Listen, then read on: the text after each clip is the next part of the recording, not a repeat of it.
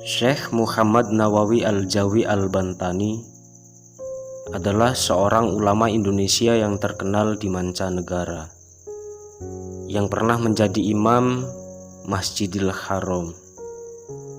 Beliau bergelar Al-Bantani karena berasal dari Banten, negara Indonesia.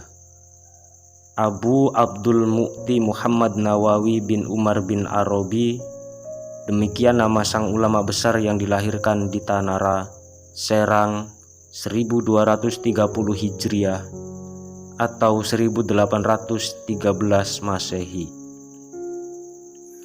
Syekh Nawawi diketahui merupakan salah satu keturunan Syarif Hidayatullah yang lebih dikenal sebagai Sunan Gunung Jati, yang berasal dari Cirebon.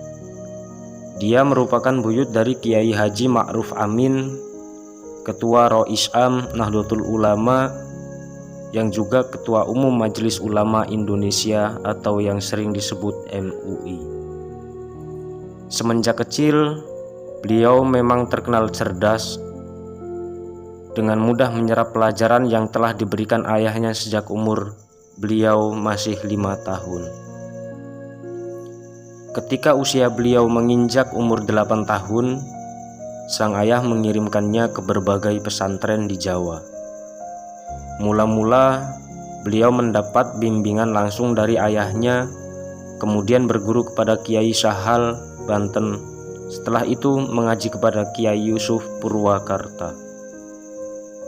Di usia beliau yang belum lagi mencapai 15 tahun,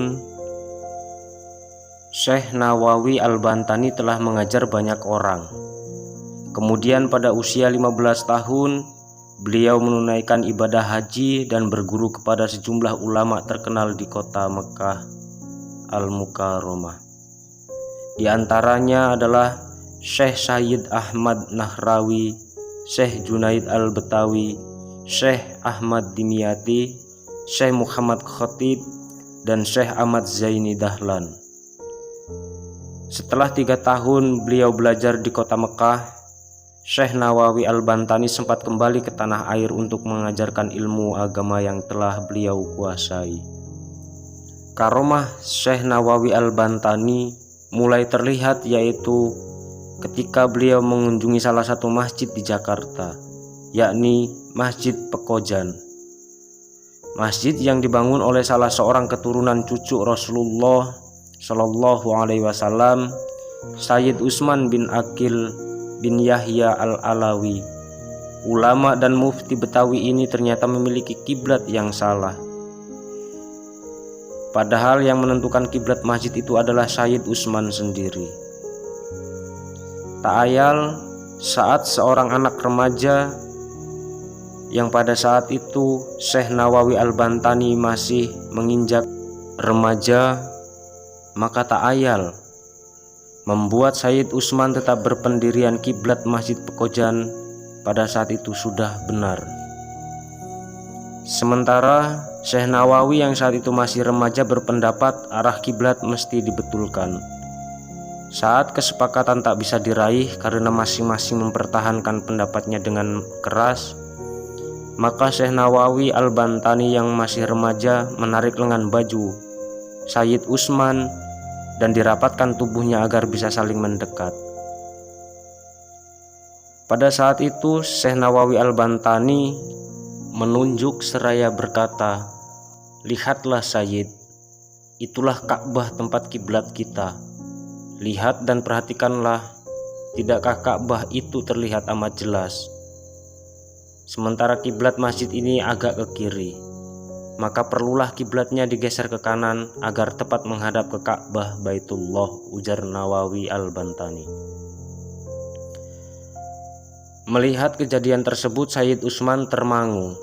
Ka'bah yang dia lihat dengan mengikuti telunjuk Syekh Nawawi Al-Bantani memang sangat terlihat jelas. Sayyid Utsman merasa takjub dan menyadari remaja yang bertubuh kecil di hadapannya ini telah dikaruniai kemuliaan, yakni terbukanya nur basyariah. Dengan karomah itu, dimanapun dia berada, Ka'bah tetap terlihat. Maka Dengan penuh hormat, Sayyid Utsman langsung memeluk tubuh kecil beliau. Sampai saat ini, jika kita mengunjungi Masjid Pekojan, akan terlihat kiblat digeser tidak sesuai aslinya.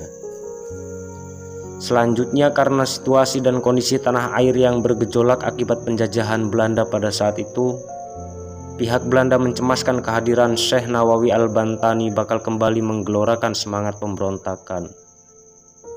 Situasi inilah yang membuat Syekh Nawawi memutuskan untuk kembali ke kota Mekah. Kemudian dia kembali belajar ilmu agama dan menetap kembali di Mekah Al-Mukarramah. Dia tekun belajar selama 30 tahun, sejak tahun 1830 hingga 1860 Masehi.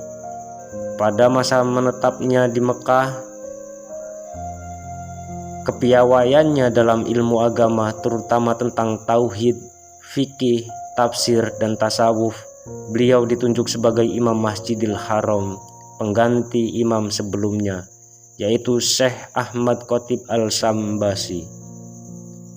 Sejak itulah beliau dikenal dengan nama Syekh Nawawi Al-Bantani. Di sini karomah Syekh Nawawi Al-Bantani kembali nampak, di mana jari telunjuknya mengeluarkan cahaya seperti lampu di saat kegelapan melanda, ketika dia mengarang kitab Maroki Al-Ubudiyah, Syarah Matan Bidayah Al-Hidayah. Ketika itu Syekh Nawawi dalam perjalanan dengan unta yang tanpa penerangan. Namun di saat itu inspirasi untuk mengarang kitab sedang menguat. Lalu Syekh Nawawi berdoa memohon kepada Allah Subhanahu wa Ta'ala agar telunjuk kirinya dapat menjadi lampu menerangi jari kanannya yang untuk menulis. Maka pada saat itu pula telunjuknya pun mengeluarkan cahaya seperti lampu yang menerangi kegelapan. Nama Syekh Nawawi Al-Bantani semakin masyhur sehingga banyak muridnya yang di belakang hari menjadi ulama-ulama besar, seperti Kiai Haji Hasyim Asy'ari, pendiri Nahdlatul Ulama, Kiai Haji Ahmad Dahlan, pendiri Muhammadiyah, Syekh Kiai Haji Mas Abdurrahman, pendiri Matlaul Anwar, Kiai Haji Khalil Bangkalan, dan Kiai Haji Asnawi Kudus. Para ulama Indonesia menggelarinya sebagai Bapak Kitab Kuning Indonesia. Syekh Nawawi wafat di Mekah pada tanggal 25 Syawal 1314 Hijriah atau 1897 Masehi.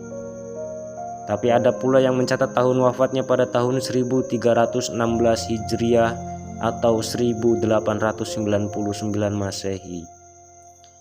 Makam Syekh Nawawi Al-Bantani terletak di perkuburan Ma'la di kota Mekah.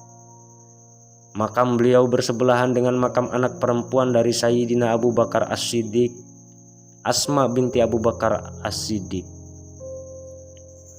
Karomah Syekh Nawawi Al-Bantani yang lain tampak pada saat beberapa tahun setelah beliau wafat. Pada saat itu, pemerintah Arab Saudi akan membongkar makam Syekh Nawawi Al-Bantani untuk dipindahkan tulang belulangnya, dan liang lahatnya akan ditumpuki jenazah lain, sebagaimana lazim pemakaman di kota Ma'la. Saat itulah para petugas mengurungkan niatnya sebab jenazah Syekh Nawawi Al-Bantani beserta kain kafannya masih utuh walaupun sudah bertahun-tahun dikebumikan. Tidak berkurang satu apapun, tidak lecet ataupun tanda-tanda pembusukan seperti lazimnya jenazah yang telah lama dikuburkan. Bahkan kain putih kafan penutup jasad beliau tidak sobek dan tidak lapuk sedikit pun. Terang saja kejadian ini mengejutkan para petugas. Bahkan ada antara mereka yang berlari berhamburan mendatangi atasannya dan menceritakan apa yang telah terjadi.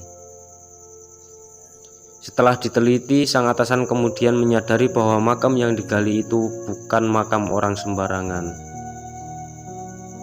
Maka langkah strategis lalu diambil, pemerintah melarang membongkar makam tersebut. Jasad beliau lalu dikuburkan kembali seperti sedia kala.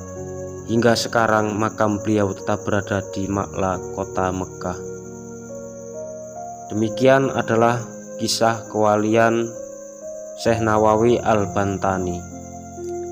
Dari pelajaran di atas, mudah-mudahan kita dapat mengambil hikmah dan senantiasa mendapatkan rahmat dari Allah Subhanahu wa Ta'ala. Amin, amin ya Rabbal 'Alamin.